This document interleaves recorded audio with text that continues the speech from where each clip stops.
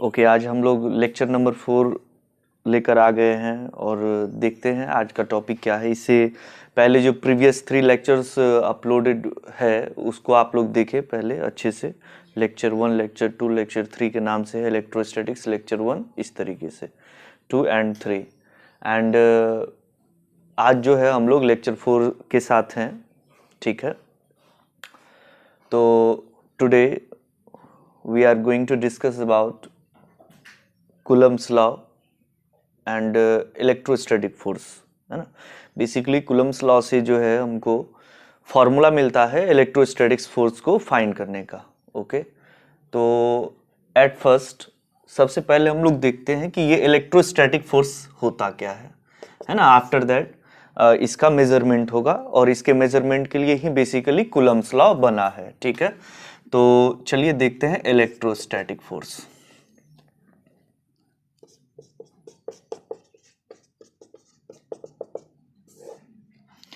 Electrostatic force, short में इसको हम लोग क्या बोलेंगे, ESF, electrostatic force, that is ESF।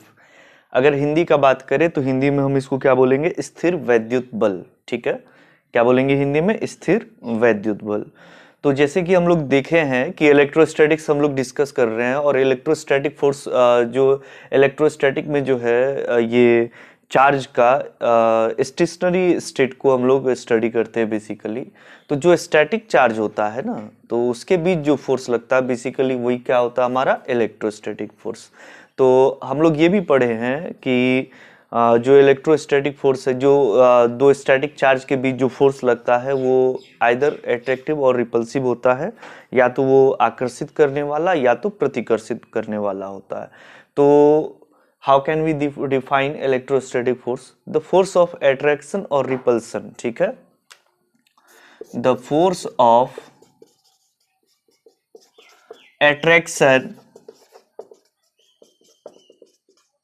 attraction or repulsion between two static charge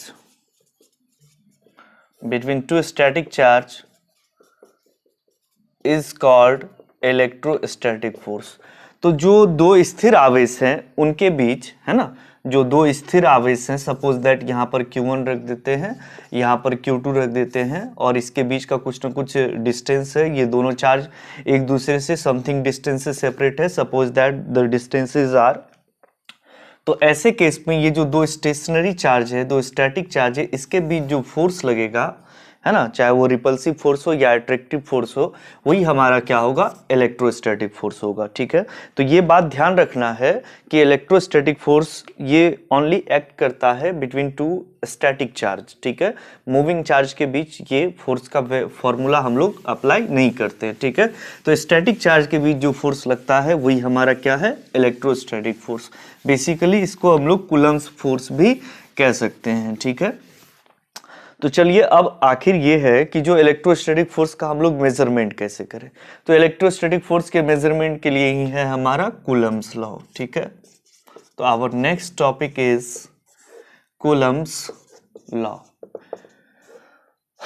तो चलिए देखते हैं कूलम लॉ क्या कहता है ना, कि जैसे सपोज दैट कि हमारे पास एक चार्ज है यहाँ पर Q1 और इससे r डिस्टेंस पर एक दूसरा चार्ज है Q2।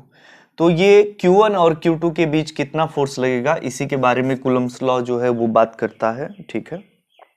तो पहले हम लोग क्या करते हैं कि लॉ लिख लेते हैं, फिर उसके बाद इसको हम लोग डील करते हैं। तो the electrostatic force between two static, the electrostatic force between two static charge is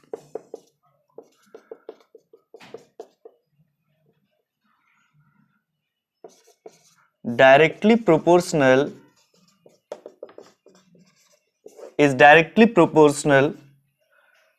to the product of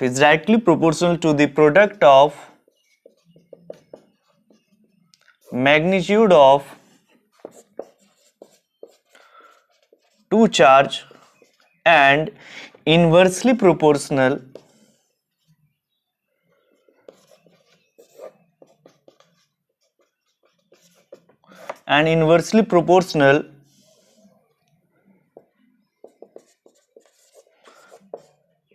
to the square of distance between them and inversely proportional to the square of distance between them। तो आप देखेंगे, अगर हम इसको ध्यान से देखें तो ये बेसिकली दो पार्ट में बटा हुआ है कि एक पार्ट क्या कह रहा है कि जो जो इलेक्ट्रोस्टैटिक फोर्स है, सपोज दैट ये चार्ज Q1 है, ये Q2 है, और इसके बीच लगने वाला इलेक्ट्रोस्टैटिक फोर्स को अगर हम F कह दें तो ये एक फोर्स जो है, ये फोर्स एक बार जो है ये चार्ज के अकॉर्डिंग जो है ये मेजर करता है फोर्स को, और ये जो एक बार है ये डिस्टेंस के अकॉर्डिंग हो जाता है। ठीक है, तो एक बार डिस्टेंस डिपेंडेंसी दिखा रहा है और एक बार मैग्नीट्यूड ऑफ चार्ज का डिपेंडेंसी दिखा रहा है। ठीक है, तो चलिए अगर हम इसको और थोड़ा सा अच्छे से समझें, अगर हम हिंदी में बात करें तो जो स्थिर आवेश है, जो स्टैटिक चार्ज है, उसके बीच लगने वाला जो ये इलेक्ट्रोस्टैटिक फोर्स होता है, ठीक है, ये डायरेक्टली प्रोपोर्शनल होता है to the product of magnitude. ये बात ध्यान रखना है कि जब भी हम लोग फोर्स का मेजरमेंट करेंगे तो चार्ज का हम लोग मैग्नीट्यूड का प्रोडक्ट लेंगे। ओके, मोड लेना है हमको। ठीक है, तो दो चार्ज है। अब ये भी चीज एक है कि जो कूलम्स लॉ में हम लोग जो है ओनली टू चार्जेस के बीच जो है इलेक्ट्रोस्टैटिक फोर्स जो है हम लोग फाइंड कर सकते हैं। अगर एक ऐसा सिस्टम है जिसमें मोर देन टू चार्जेस है तो इसके लिए हम लोग का प्रिंसिपल ऑफ सुपरपोजिशन होता है, जिसको हम लोग आगे चल के डिस्कस करेंगे। ठीक है, तो चलिए देखते हैं आगे। फिर इसका अगला पार्ट क्या कह रहा है कि जब इसका डिस्टेंस का डिपेंडेंसी है तो and inversely proportional to the square of distance between them, और उनके बीच की दूरी के वर्ग का क्या होता है, व्युत्क्रमानुपाती होता है। देयरफॉर हम लोग इसलिए कहते हैं Coulomb's law follow inverse square law. क्यों? क्योंकि ये डिस्टेंस के स्क्वायर के इनवर्सली प्रोपोर्शनल होता है फोर्स। ठीक है, डिस्टेंस के स्क्वायर का कैसा है, इनवर्सली प्रोपोर्शनल है। तो अगर अब हम ये जो कूलम्स लॉ है, अगर इसको हम लोग जो है मैथमेटिकल फॉर्म में कन्वर्ट करें तो देखिए क्या लिखेंगे हम लोग। तो ये हमारा एक फिगर है, सपोज कर रहे हैं यहाँ चार्ज Q1, यहाँ Q2 and distance between them is R, let Q1 and Q2, ये हमारा टू चार्जेस है। R is what, that is distance between Q1 and Q2 and F is what, that is electrostatic force। तो ये इतना लिखने पर अगर इसके बाद अगर हम कूलम्स लॉ से देखें तो from Coulomb's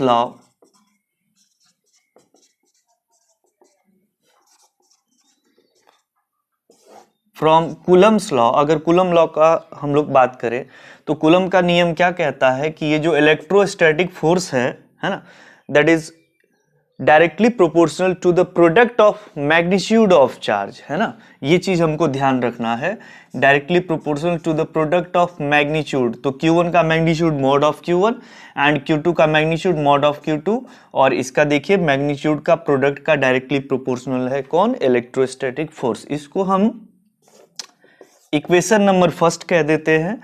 and after that also F is inversely proportional to the square of distance between them। तो inversely proportional that means R square का इनवर्स 1/r², ये इस तरीके से। तो इक्वेशन नंबर क्या कह देंगे इसको हम लोग, सेकंड। ठीक है, तो अब अगर हम दोनों इक्वेशन को मर्ज कर दें from equation first and second, ठीक है, from equation first and second F is directly proportional to the product of magnitude of charges and inversely proportional to the square of distance between them। okay, after that अगर हम थोड़ा इसको आगे बढ़े इस formula में तो देखिए क्या होता है, और F is directly proportional, अब Q1 का मॉड Q1 ही होगा, Q2 का mod Q2 divided by R square. आप लोग जान रहे हैं कि प्रोपोर्शनलिटी अगर हम हटाते हैं तो इसके बदले एक कांस्टेंट का यूज करते हैं हम लोग, ठीक है। तो F इज इक्वल टू, ये रहा प्रोपोर्शनलिटी हटा लिए, इसके लिए कांस्टेंट K यूज किए, K into Q1 into Q2 upon what, that is R square, where K is what, that is Coulomb's constant. K क्या है, कूलम्स कांस्टेंट है, एंड इसको हम लोग इलेक्ट्रोस्टैटिक फोर्स कांस्टेंट भी कह सकते हैं, और इलेक्ट्रोस्टैटिक फोर्स कांस्टेंट, ठीक है। चलिए, अगर ये कांस्टेंट है तो इसका वैल्यू भी फिक्स होगा।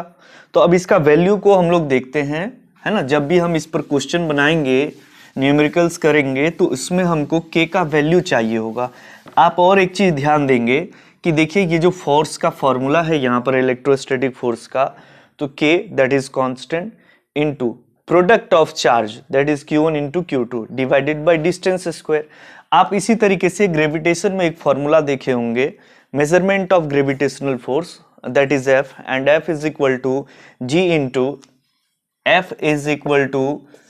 Into M1 into M2 divided by R square. Okay, तो यहाँ पे आप देखिए कि कांस्टेंट है G, है ना, और इलेक्ट्रोस्टैटिक फोर्स में कांस्टेंट कौन है, K। तो यहां देखिए कांस्टेंट G है, यहां कांस्टेंट K है, यहां पर जो है प्रोडक्ट ऑफ मास है, और यहां पर प्रोडक्ट ऑफ क्या है, चार्ज है, और दोनों में डिस्टेंस है।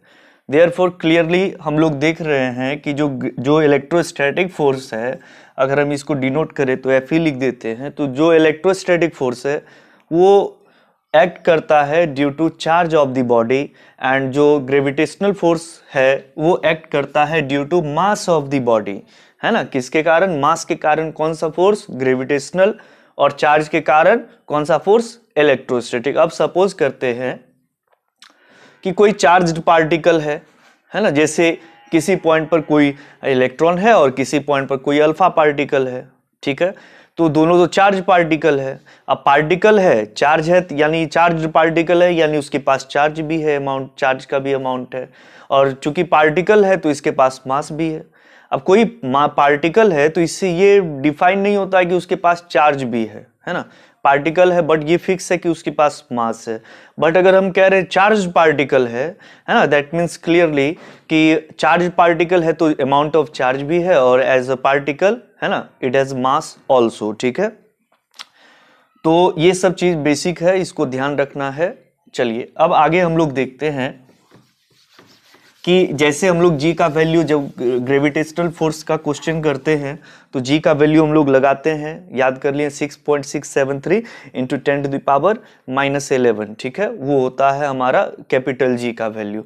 अब यहाँ पर हम लोग ग्रेविटेशनल, ये इलेक्ट्रोस्टैटिक फोर्स का डिस्कशन कर रहे हैं, तो इसके लिए हमको क्या चाहिए, इसके लिए हमको K का वैल्यू चाहिए जब भी हम इसको न्यूमेरिकल में लाएंगे। तो आप देखेंगे वैल्यू ऑफ K। अच्छा, एक चीज आप जान लेंगे, ये जो K है इसको हम लोग ऐसा भी लिख सकते हैं, that is 1/4 pi epsilon naught, ठीक है। K is equal to 1/4 pi epsilon naught, और इसका वैल्यू कितना होता है, combined value 9 into 10⁻⁹ and what, newton metre square पर कूलम स्क्वायर, ठीक है। अब यहां पर आपको देखिए 4, ये तो कांस्टेंट है, पाई भी क्या है, कांस्टेंट है, ये तो जान रहे 4 नंबर है, और पाई भी एक न्यूमेरिकल कांस्टेंट है जो कि नॉन डायमेंशनल कांस्टेंट होता है।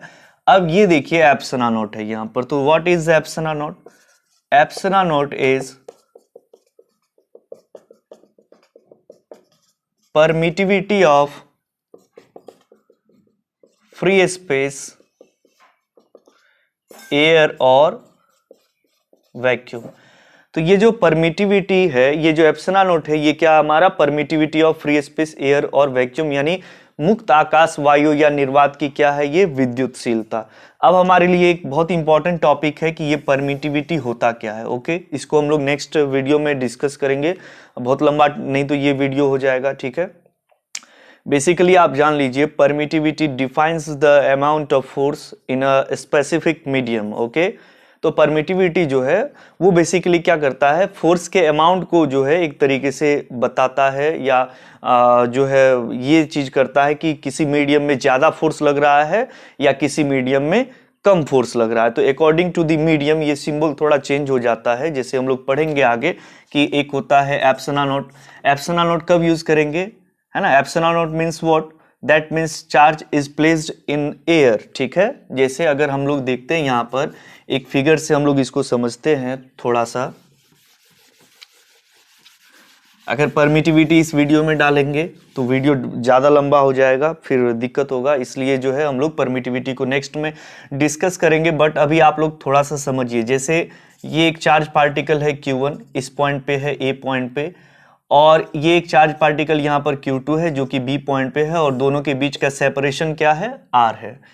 तो अगर हम ऐसा सपोज करें कि ये जो Q1 और Q2 जो चार्ज है वो एयर में रखा हुआ है, अब सराउंडिंग मीडियम कुछ ना कुछ होगा। ये ऐसे है, इस तरीके से है, जैसे सपोज कीजिए कि कोई हमारे पास एक पत्थर है ना, उसको हम हाथ में एयर में रखे हैं, है ना, तो उसका कुछ ना कुछ वेट समझ में आएगा, कुछ ना कुछ भार होगा उसका, और ये सराउंडिंग मीडियम क्या हो गया पत्थर का, एयर। अगर उसी पत्थर को हम किसी पानी में, है ना, बकेट में पानी भरा हुआ उसमें डुबा करके तब अपने हाथ में ले, तो वजन में थोड़ा फर्क आता है ना, उसका भार जो है थोड़ा घट जाता है। तो क्यों, वहां पर क्या हुआ कि जब हमारा ये पत्थर का टुकड़ा जो है वो हाथ में था तो उसका सराउंडिंग मीडियम क्या था, एयर था, और जब पत्थर का टुकड़ा को हम पानी में जो है डुबा दिए, हाथ में लिए फिर, तो उसका सराउंडिंग मीडियम क्या हो गया था, वाटर था, ठीक है। तो सराउंडिंग मीडियम जब चेंज हो गया तो उसका वेट में भी क्या हो गया है, चेंजिंग हो गया है। अब वेट बेसिकली वहां पर क्या है, तो वो हमारा ग्रेविटेशनल फोर्स और जो है एक्ट कर रहा है, ग्रेविटेशनल फोर्स ज़्यादा हो रहा है या ग्रेविटेशनल फोर्स क्या हो रहा है, कम हो रहा है, तो that depends on the surrounding medium. ठीक उसी तरीके से चार्ज भी, फोर्स भी, इलेक्ट्रोस्टैटिक फोर्स भी इस बात पर डिपेंड करता है कि चार्ज जो है वो कैसे सराउंडिंग मीडियम में प्लेस्ड है ना। अगर सराउंडिंग मीडियम एयर है तो फोर्स का वैल्यू अलग हो जाएगा। अगर वही चार्ज Q1 जो कि A पॉइंट पर है और R डिस्टेंस पर ये रहा B पॉइंट पर है, और वही चार्ज Q2 है, यानी सेम डिस्टेंस है, सेम चार्ज पार्टिकल है, बट अगर हम लोग क्या करें, मीडियम को चेंज कर दें, एयर के बदले कोई अदर मीडियम हम रख दिए, ठीक है, तो ऐसे केस में हमारा इलेक्ट्रोस्टैटिक फोर्स का वैल्यू क्या हो जाएगा, चेंज हो जाएगा। तो आपको थोड़ा थोड़ा ध्यान रखना है, आगे हम लोग डिस्कस करेंगे। तो जब भी चार्ज पार्टिकल हमारा एयर में रखा हुआ है, if charge particle is placed in air, then we have to use permittivity as epsilon naught, okay, and if charge is placed in other medium, then we have to use the symbol of permittivity, that is only epsilon, and we will also study the relation between epsilon and epsilon naught, that is epsilon r, है ना, which is relative permittivity। And relative permittivity क्या होता है, कैसे define होता है, हम लोग देखेंगे आगे। Relative permittivity epsilon R is epsilon divided by epsilon naught, okay, तो हम लोग आगे डिस्कस करेंगे। तो आपको ध्यान रखना है, जब भी चार्ज पार्टिकल किस में हो, एयर में हो, तो इसके लिए हम लोग सिंबल क्या यूज करेंगे, epsilon not, that is what permittivity of free space, air और वैक्यूम, ठीक है। और जब चार्ज पार्टिकल अदर मीडियम में होगा तो हम लोग सिंबल क्या यूज करेंगे, ओनली परमिटिविटी एप्सिलॉन, ठीक है, इसको हम बोलेंगे absolute permittivity of any medium, ठीक है। और दोनों के बीच रिलेशन जो दिखाएगा वो जो हमारा परमिटिविटी होगा एप्सिलॉन। तो बेसिकली ये के का जो कांस्टेंट है, ये के का वैल्यू डिपेंड करता है किस पर, परमिटिविटी पर, ठीक है। अगर एयर है तभी हम लोग कांस्टेंट का वैल्यू 9 × 10⁹ यूज करेंगे, अगर अदर मीडियम है तो वो चेंज हो जाता है। कैसे चेंज होता है तो इसको हम लोग नेक्स्ट वीडियो में डिस्कस करेंगे, ओके। चलिए अब हम थोड़ा आगे देखते हैं इसमें।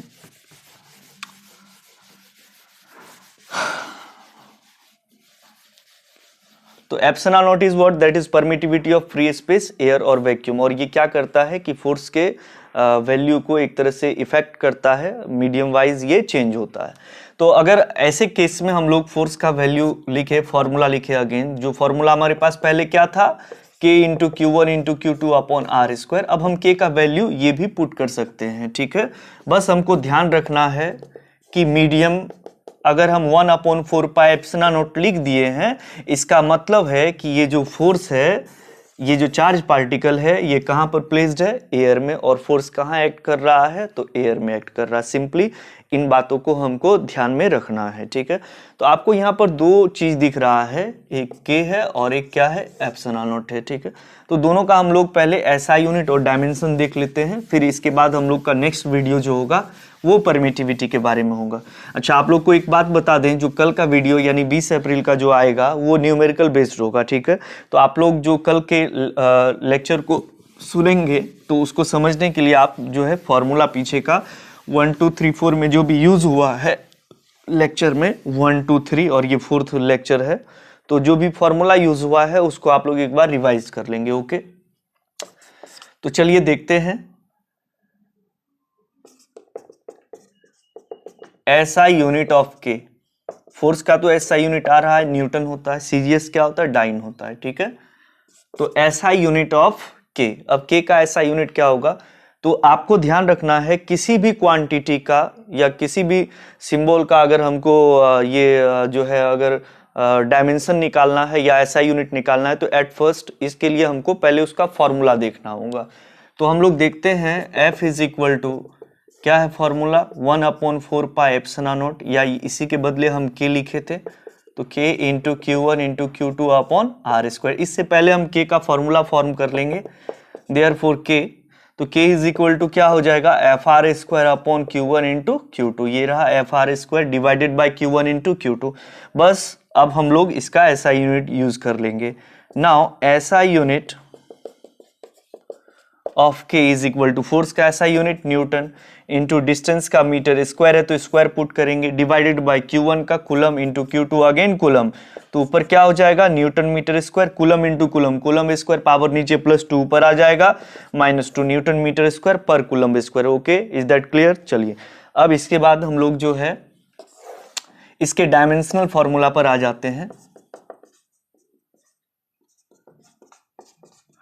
डायमेंशन ऑफ के, तो के डायमेंशन के लिए सबसे पहले के का फॉर्मूला देख लेते हैं। तो क्या है के का formula, F R square divided by Q1 into Q2, therefore dimensional formula of K we have to use the dimension of force into dimension of distance square divided by dimension of charge Q1 into dimension of charge Q2। और पहले ही हम बता चुके हैं dimension के बारे में, basic force का डायमेंशन बोलिए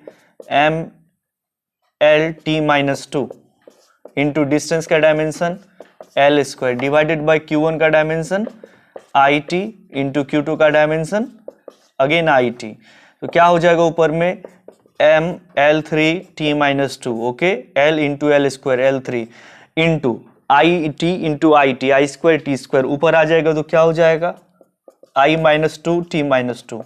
तो अब अगर इसको हम कंबाइन करके लिखेंगे तो क्या पहले के अरेंजमेंट फॉलो करना हमको डायमेंशन में, जब भी हम लिखेंगे तो ML3T-4 and I-2 is the dimensional formula of what, that is K। तो K का ये ऐसा यूनिट हो गया न्यूटन मीटर स्क्वायर पर कूलम स्क्वायर, और K का डायमेंशन क्या हो गया हमारा ML3T-4 and I-2, ओके।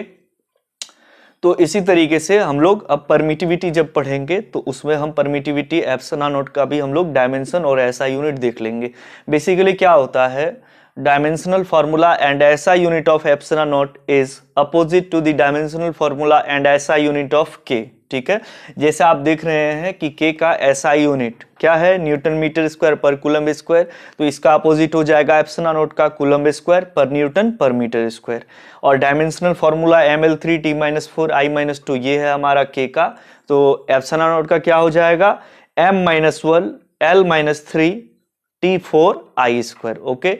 चलिए अब नेक्स्ट वीडियो में हम लोग इसके आगे देखेंगे, जो कि कल का वीडियो पहले न्यूमेरिकल का होगा, है ना, और न्यूमेरिकल के बाद फिर हम लोग जो 6th वीडियो होगा, ठीक है, तो वो 6th वीडियो हमारा जो है वो फिर परमिटिविटी का होगा, ठीक है। तो परमिटिविटी पर एक पूरा क्लास का लेक्चर है, बहुत लंबा टर्म है, तो उसको हम लोग देखेंगे। फिर ये चीज देखेंगे कि कैसे अदर मीडियम में हमारा फोर्स जो है उसको हम फॉर्मूला लगाएंगे, अगर एयर का हमको मालूम है फोर्स तो अदर मीडियम में कैसे निकालेंगे, क्या रिलेशन होता है force in air and force in other medium का।